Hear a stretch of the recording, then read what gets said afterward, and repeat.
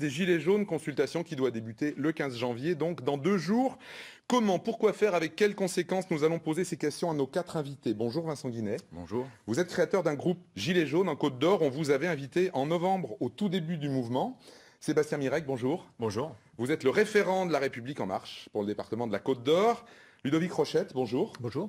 Président des maires de Côte d'Or, maire Les Républicains de Brognon, 300 habitants. 312. 312. Et Jean Vigreux, bonjour. Bonjour. Vous êtes historien, enseignant à l'Université de Bourgogne-Franche-Comté, spécialiste entre autres du Front populaire de mai 68, histoire, on verra, de trouver ou pas des correspondances avec ce qui se passe. Avant le débat lui-même, il y a déjà, pour l'instant, la crise marquée encore par quelques violences hier, en tout cas par une tension extrême dans le pays. Vincent Guinet, vous faites partie de ceux qui se sont mobilisés au départ, mi-novembre, contre l'augmentation des prix du carburant pour le pouvoir d'achat, on s'en souvient. On peut dire que les tensions sont extrêmes avec l'extérieur, mais aussi au sein du mouvement, on ne va rien cacher, on s'en est parlé avant cette émission, vous-même, vous avez dû subir un certain nombre de, on va dire, de violences.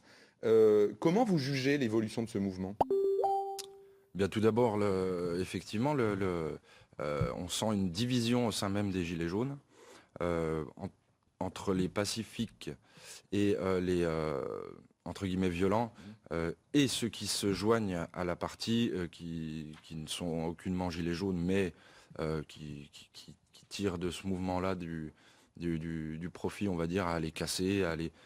voilà, déjà là, c'est le souci qu'on rencontre au sein des Gilets jaunes. Ensuite, il y a les soucis également sur les réseaux sociaux, parce que personne ne veut de représentants, mais tout le monde veut se faire entendre. On ne peut pas rentrer tous dans aller porter notre message, c'est pas possible, on est trop nombreux en France, il faut quand même qu'il y ait un minimum de structure. C'est ce qu'on essaye de faire, et la tâche n'est pas simple. N'est pas facile. On va en parler, on va voir comment ça va s'intégrer avec éventuellement ce grand débat. Vincent Mirec, Vincent. Un pays en état de siège tous les samedis, une vie nationale totalement figée, c'est un constat d'échec pour les marcheurs, pour Emmanuel Macron. Sébastien Mirec. Merci. Ouais. Non, absolument pas. Il faut qu'on repasse de ce temps hystérisé, il faut qu'on passe à un temps de dialogue, c'est extrêmement important. Il faut vraiment qu'on réinstaure le dialogue. Et le grand débat, il est là pour ça. Et on va s'inscrire dans cette démarche, alors en tant que marcheur, en tant que citoyen surtout, pour pouvoir débattre tous ensemble et trouver des solutions. Avant qu'on parle vraiment du grand débat, quand même, vous vous êtes engagé derrière Emmanuel Macron, on est 1 an et demi après son élection. Est-ce que vous vous attendiez, quand il gagne l'élection présidentielle, à ce qu'on se retrouve à un moment du pays où il va falloir organiser un débat pour sortir d'une crise qu'on n'a jamais, enfin peut-être jamais vue dans ce pays? Pas forcément, mais en fait, on est probablement à un tournant sociétal pour construire une société de demain, et on a toujours été dans l'écoute et on le sera encore. On a fait des concertations, le programme présidentiel a été construit par rapport à la Grande Marche, il y a eu un diagnostic, une écoute qui a été fait et une co-construction. Et on va rentrer encore dans cette phase-là avec ce grand débat. Donc on affronte cette crise, il faut être responsable et on le restera et on le sera et on participera activement par rapport à ça. Jean Vigreux, l'historien, voit quoi en 2018? Il y voit une révolte pour du pouvoir d'achat, il y voit une crise de société, une crise d'institution, ou une insurrection qui cherche à renverser le pouvoir? Il y voit plusieurs choses. D'abord, on essaye de comparer avec le passé. Ouais. Il y a un référentiel du mouvement des Gilets jaunes à la Révolution française, assumé, voulu, mais c'est peut-être différent. Il y a un référentiel parfois à 1968. On a vu des Gilets jaunes, j'ai fait 68, je fais 2018. Sauf qu'il y a des différences. Il y avait de grandes organisations en 68 comme la CGT qui le 13 mai lance le mouvement. Là, on n'a pas d'organisation, ça vient d'être dit. C'est un peu différencié, pluriel, polymorphe. Et il y a différentes choses. En revanche, ce qui surprend et ce qui est important, c'est que des gens qui ne prenaient pas la parole prennent la parole. Et là, il y a un référentiel à 1789, là, il y a un référentiel à 36, là, il y a un référentiel à 1968. Mais après, quel débouché on donne? Il faut une sortie de crise. Toute crise doit avoir un moment donné dans la conflictualité. Il y a le temps du conflit, la chronologie du conflit, le registre d'action. Et il y en a plusieurs. On aime bien montrer les violences, mais il n'y a pas que des violences. Oui, le débat de fond, c'est celui de l'égalité. Et celui-là, il était de 1789, sur l'impôt. Tout le monde voulait payer l'impôt. Parce que qui payait l'impôt? C'était le tiers-État, c'était le peuple, et pas les privilégiés. Et on crée la citoyenneté française, et ça c'est fondamental, sur l'impôt pour l'intérêt général. Et donc le mouvement, là, réveille, me semble-t-il, quelque chose de profond dans le modèle républicain. On va voir si ce grand débat peut être la sortie de la crise que vous évoquez. une sortie, mais il peut y en avoir d'autres. Ludovic Rochette, c'est quoi le sentiment des maires ruraux en particulier? On sait que beaucoup de maires ont ouvert des cahiers de doléances, on dit nous on va reprendre ce rôle peut-être qu'on nous avait confisqué de corps intermédiaires.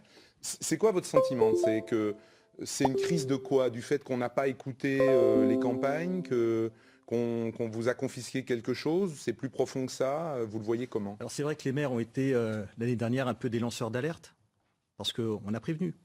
Lorsque les députés ont été élus en 2017, on les a réunis et on les a prévenus. On leur a dit attention, il va se passer quelque chose. Malheureusement, on ne nous a pas écoutés. Alors on ne va pas refaire l'histoire. On est dans une situation qui est aujourd'hui très compliquée, qui nécessite de la cohésion, mais qui nécessite, on le voit très bien, de la proximité. Dans les études, on voit bien que les maires sont encore, et leurs conseils municipaux sont encore les seuls élus qui ont de la considération. Alors certes, le grand débat, c'est l'État qui va l'organiser. Les municipalités, les maires vont avoir un rôle à jouer, je pense, au moins de facilitateur, et puis essayer de permettre une cohésion dans notre nation, parce que il manque vraiment cette proximité dans notre nation. On a voulu faire toujours trop gros, toujours plus loin. Mais aujourd'hui, on voit que la proximité elle est indispensable pour qu'on retrouve un peu tous nos esprits. De votre point de vue, c'est récent, c'est ancien. C'est-à-dire qu'à un moment donné, on a l'habitude dans notre vie politique, y compris quand on parle de décentralisation, de dire la droite dit c'était la faute de la gauche dit c'était la faute de la droite. Tous ces partis se sont succédés au pouvoir. Est-ce qu'on peut admettre aujourd'hui qu'il y a une co-responsabilité dans cette crise de société? Il y a eu une accélération, ça c'est très clair. Mais effectivement, on ne va pas refaire l'histoire immédiate des collectivités locales. Mais non, c'est pas la loi Notré a été manifestement un accélérateur parce qu'on a voulu, je le répète, vouloir faire des collectivités de plus en plus grosses et de plus en plus éloignées des citoyens. Emmanuel Macron a donc annoncé ce grand débat. Il avait aussi d'ailleurs annoncé 10 milliards de mesures d'urgence, mais on n'en parle plus tellement en ce moment. C'est la Commission nationale du débat public qui intervient régulièrement pour des débats importants, qui doit chapeauter ce débat. On se souvient par exemple qu'en Bourgogne, elle avait travaillé sur la RCEA, sur les questions qui étaient posées sur la privatisation de la RCEA. Vincent Guinet, est-ce que c'est, de votre point de vue, la bonne solution pour répondre à ce qui se passe? Le grand débat? Ouais. Est-ce que, puisque c'est le thème de notre émission aujourd'hui, et puis c'est vraiment notre question, est-ce que c'est ce qu'il faut faire, donner la parole aux gens, leur permettre de s'exprimer? C'est clairement ce qui est demandé par les Gilets jaunes, c'est d'être entendu et qu'on voit en face des résultats. On a l'impression, alors je vais parler peut-être plus en mon nom. Alors être entendu, s'exprimer et être entendu, c'est pas exactement la même chose. Oui, parce que s'exprimer, je pense que c'est fait. Depuis le début du mouvement, on voit la colère qui monte dans la rue, on voit les fortes mobilisations des Gilets jaunes. En même temps, quand des Gilets jaunes demandent le départ du président de la République, c'est pas comme ça que ça va se passer dans la Ve République. Non. La colère, des fois, fait très certainement dire quelques bêtises. On peut crier Macron démission, etc. Je le conçois. On ne fait pas partir un président comme ça. Je rappelle que notre mouvement est apolitique. C'est important de le rappeler. C'est juste la parole du peuple. En face, maintenant qu'on s'est exprimé, il faut quand même des choses concrètes et il faut que le président et le gouvernement nous entendent. J'ai l'impression, comme la dernière fois, son passage télé, le président, là, c'est de la flûte. En quoi c'est de la flûte? Concrètement, pourquoi c'est de la flûte? Quand il propose, je le disais, 10 milliards de mesures d'urgence, augmentation du SMIC, des choses comme ça, est-ce que c'est pas assez pour vous? Non, il faut des choses concrètes. Il faut, quand on annonce 100 € pour le SMIC, etc., j'ai pas les chiffres parce que c'est pas mon boulot. Mais clairement, ça va intéresser très peu de monde au sein du mouvement. Enfin au sein des Français même. Tout ce qu'il a pu annoncer là, alors on voit que c'est un pas, mais c'est un pas, on vous donne de la main droite et on récupère de la main gauche. En tout cas, vous, dans votre participation au mouvement, vous allez participer à ce grand débat, vous allez essayer d'organiser des choses. Bien sûr. Vous y serez? Oui. Vous serez dedans? Oui, tout à fait. Et vous avez le sentiment qu'il y a une partie de Gilets jaunes qui ne souhaiteront pas être dedans, ou pas? Ou que c'est une vraie demande générale, forte? Non, c'est une demande. Je pense que chacun s'intéresse aujourd'hui à comment faire monter le message. Et pour moi, c'est une bonne chose. solution. Ouais. Forcément, vous avez prononcé le mot de cahier de doléances tout à l'heure, Jean-Guy. Oui. Voilà, donc ça fait très Révolution française, ça fait très... Ouais, on a à l'imaginaire des États généraux, on C'est voit ça. comment on apporte, etc. Mais en même temps, aujourd'hui, c'est pas le même contexte, c'est pas la même société. Il y a d'autres, depuis ce grand mouvement révolutionnaire, il y a eu une installation de la République avec des corps intermédiaires. Et ces corps intermédiaires, où sont-ils? C'est là la grande question. Et comment on s'adresse à eux? Comment on ne les méprise pas? Comment on ne les contourne pas? Il y a le rôle des syndicats, il y a le rôle des associations. Ce qui est intéressant, c'est ce que vous avez dit tout à l'heure, c'est que maintenant les Gilets jaunes s'organisent en association.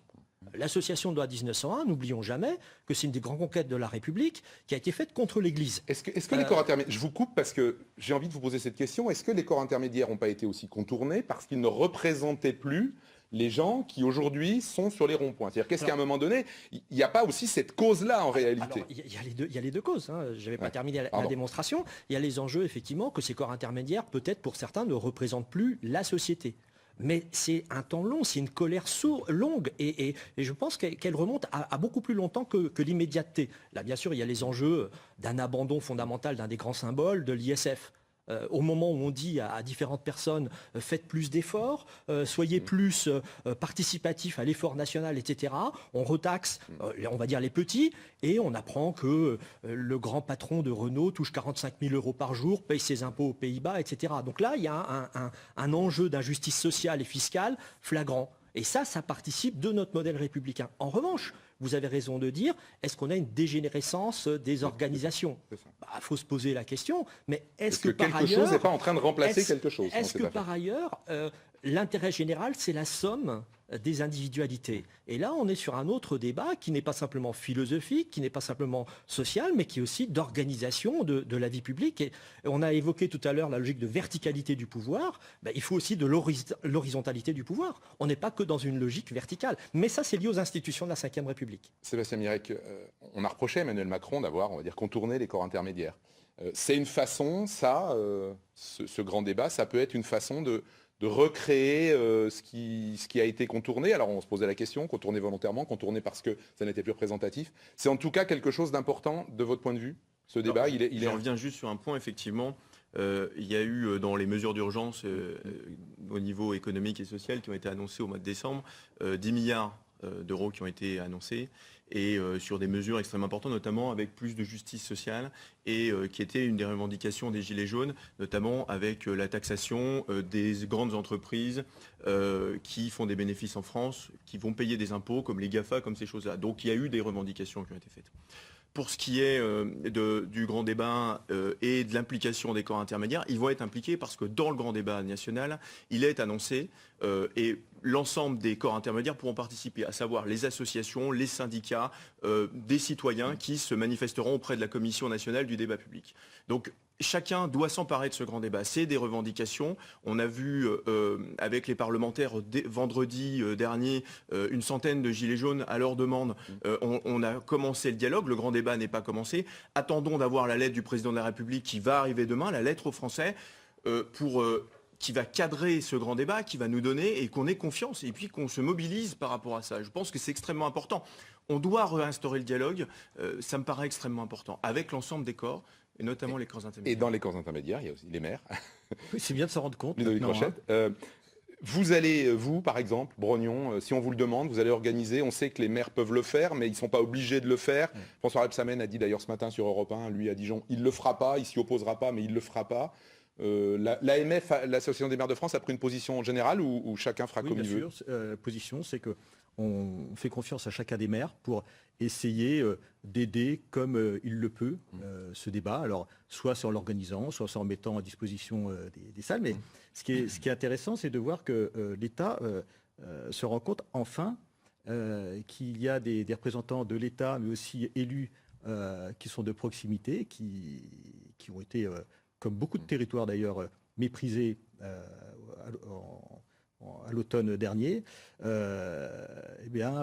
les maires sont là encore pour aider l'État, c'est notre rôle aussi. Un mot juste, je ne sais pas si vous le savez, Sébastien Mirec, les cahiers de doléances qui ont été ouverts dans les mairies, qui n'avaient pas une forme, on va dire, légale, enfin administrative, ça va être intégré au grand débat, on va en faire quelque chose, on le sait ou pas? Alors, sur les cahiers de doléances, il y a certains, ça a été remonté par l'association des maires ruraux de France, il y a eu, ça participera à la contribution. Donc oui, après, sur le cadrage, notamment, nous, en tant que marcheurs de la République En Marche, on participera au débat aussi. Alors, le débat est un partisan organisé par la Commission nationale du débat public, mais en tant que représentant de la République En Marche, on organisera des ateliers d'idées avec des citoyens, avec des gilets jaunes, avec des marcheurs, pour avoir une contribution qui est là plutôt partisane sur les grandes choses. Ludovic Rochette, vous le direz. Oui, et on a invité officiellement le président de la République. Les maires de Bourgogne-Franche-Comté ont invité le président, on espère qu'il viendra. Parce que dites-nous quand c'est, qu'on se prépare. Il a décidé de faire le tour des régions, on l'accueillera, à condition que ce ne soit pas une caravane publicitaire gouvernementale, mais là encore, nous, on est prêt à ce dialogue et on a des solutions à apporter, notamment par exemple la question de la mobilité, qui est une question fondamentale pour le pouvoir d'achat aujourd'hui de nos concitoyens. Et qui était au départ du mouvement. Et en même temps, on sait qu'il y a un certain nombre d'inquiétudes en ce moment, de syndicats, d'associations, sur de quoi on va parler. On a eu l'exemple du début de ce débat qui avait été lancé par le Conseil économique et social, où on a vu que c'est l'opposition au mariage pour tous qui était sortie en premier dans la volonté de discussion. Vous voyez ça comment, Vincent Guinet? Est-ce qu'il y a... Bon, on sait que le gouvernement a fixé 4 grands thèmes pour discuter. Est-ce qu'il y a le risque qu'un certain nombre de gens veuillent aller sur un certain nombre de sujets? Bon, quand des gens, je pense à la peine de mort, on pense à des sujets comme celui-là. Oui, parce qu'on dit beaucoup que l'extrême droite est présente dans ce mouvement et qu'elle essaie d'amener ces thèmes dans le débat. Mais que ce soit l'extrême droite, l'extrême gauche, tous les partis sont présents dans le débat. Après, sans marquage plus fort d'extrême. Pas spécialement. Tous les partis sont dedans, tous les partis essayent de récupérer le mouvement. On rappelle que comme le mouvement c'est la parole du peuple, le peuple étant composé de gens de droite, de gauche, d'extrême gauche, etc. Pour ce débat-là, il faut qu'on reste tout de même concentré sur certaines questions, la principale étant le pouvoir d'achat. Donc quand on règle déjà ce problème-là, et ensuite on verra pour la peine de mort et le reste. Il vous semble important, Sébastien Mirec, de cadrer ce débat, où il peut partir Alors, il y a eu un cadrage, il y a eu 4 thèmes qui ont été annoncés et qui seront probablement réévoqués dans la lettre aux Français qu'Emmanuel Macron va envoyer aux Français, qui sont la transition écologique, la vie quotidienne, on a parlé de la mobilité, de la démocratie, citoyenneté, de la réforme de l'État, des services publics. Donc il y a des grands thèmes effectivement qui sont notés, mais tous les sujets sont ouverts. Moi, je ne reviendrai pas sur des progrès sociétaux qui ont été faits sur des grandes questions.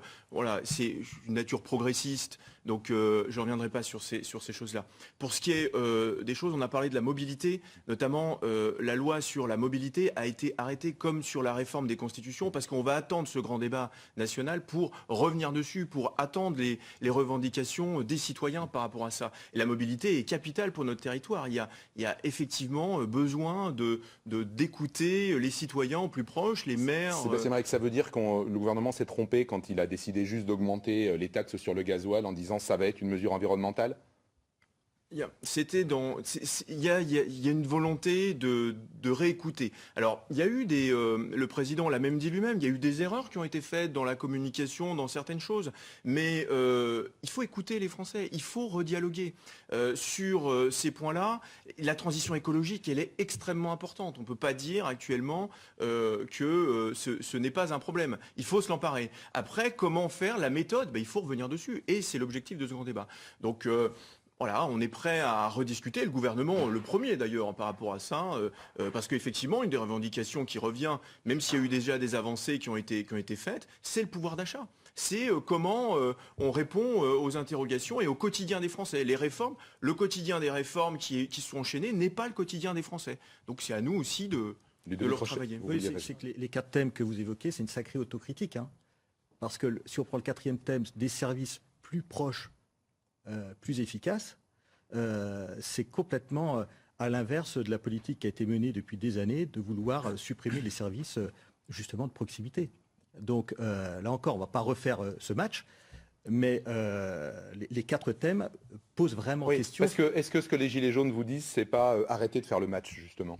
Je le pense. C'est ça. Je le pense aussi. Mais ça veut bien prouver quand même que les associations d'élus n'étaient pas dans le faux. Hein, et que si elles ont alerté, c'est peut-être que parce qu'on est en proximité, on sent ce qui se passe. Vous vouliez... Ouais, réagir sur un point, c'est-à-dire la logique aussi dans quoi et à quand s'installe ce dialogue. C'est important de trouver une sortie de crise, mais il ne faut pas non plus que ce soit simplement quelque chose qui soit factice, mais qu'on entende ce qui a été dit, qu'on entende une parole et qu'on ne méprise pas cette parole. Parce que depuis trop longtemps, il y a un mépris. Alors on peut reprendre Casse-toi pauvre con, on peut reprendre les sans-dents, on peut reprendre les derniers de cordée, on peut reprendre les gens qui ne sont rien, les ouvrières illettrées. Ça fait quand même...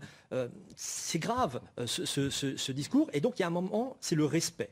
Et donc ce respect, il doit passer par une écoute, un dialogue, et un dialogue qui doit déboucher bien sûr sur quelque chose. Parce que ça ramène à d'autres types de violences. Parce que jusqu'à l'heure, on présente la violence des casseurs, mais il y a une violence sociale. Il ne faut pas le nier. Il y a une violence légitime qui est celle de l'État. Et là, ces derniers temps, je trouve qu'il y a eu quand même aussi pas mal de syndicalistes ou même de gilets jaunes qui ont été condamnés à des peines très dures. Alors peut-être qu'il y a une loi d'amnistie à faire, hein, puisque dans toute crise de notre pays, on a pensé à l'amnistie à la sortie. Alors moi, au-delà de la sortie, j'ai envie de prolonger avec vous, Jean Vigreux, puis les autres s'exprimeront aussi sur si on tient compte de ce qui ressort de ce débat et que donc la politique publique est orientée par ce débat. Est-ce que c'est pas tout simplement la fin de la Ve République et la fin de notre système politique et que ça y est, c'est mûr et il faut passer à autre chose? D'abord, la Ve République, ça fait un moment qu'elle est en crise, qu'on le veuille ou non, même si elle dure depuis longtemps. Il y a eu plusieurs propositions ces dernières années sur une 6e République.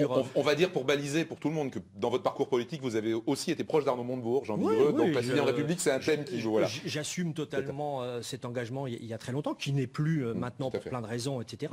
Mais je l'assume. Mais en revanche, il faut aussi dépasser...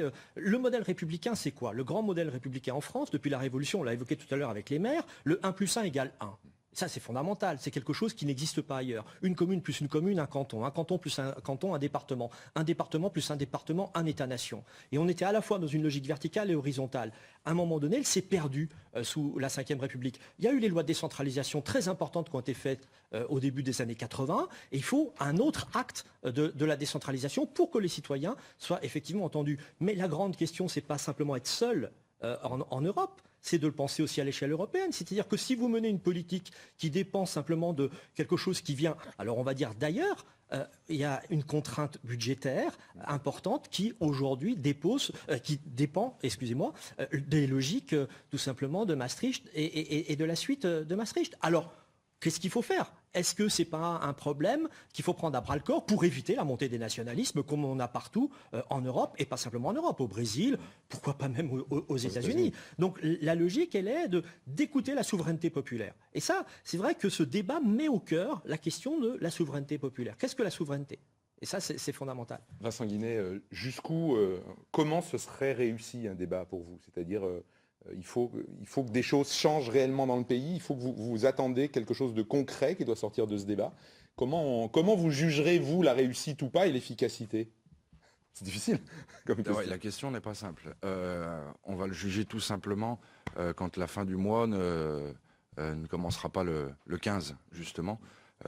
Ça va être rapide. Si les mesures qui sont prises et annoncées sont concrètes, en effet, le mouvement... on peut bien s'imaginer qu'il va s'atténuer. Est-ce que vous voulez d'ailleurs qu'il continue pendant le grand débat, ce mouvement des samedis, puisque c'est devenu un rite en France? Bien sûr, mais j'ai une question. Moi, on attend, qu'attend le gouvernement pour stopper les actes? Là, on en est à l'acte 9, je crois, 10, 11, 12. À un moment donné, il va falloir quand même se réveiller. C'est pas le gouvernement qui décide de défiler, c'est vous qui décidez de défiler, c'est pas lui. C'est qui a organisé le mouvement des Gilets jaunes? Je regrette, mais c'est quand même le président. Pardon.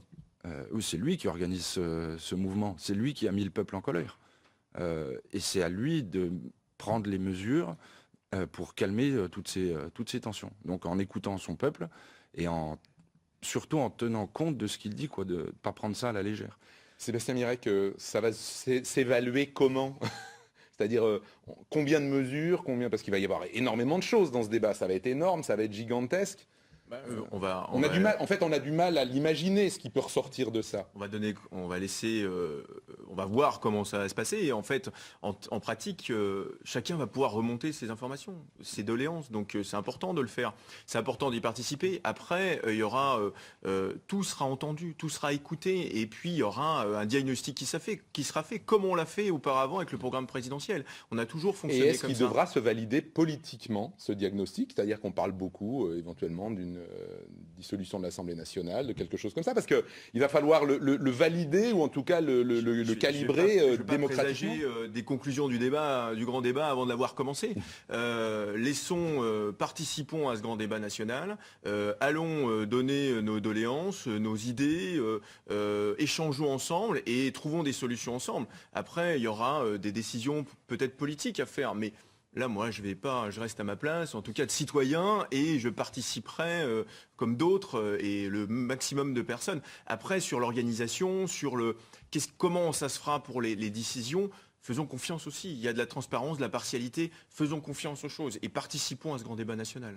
Ludovic Rochette, vous voulez... Oui, il faut que la République entame encore, je pense, une nouvelle phase de décentralisation, s'appuyant sur les élus municipaux, parce que les élus municipaux, les maires, ce sont quasiment aussi des bénévoles.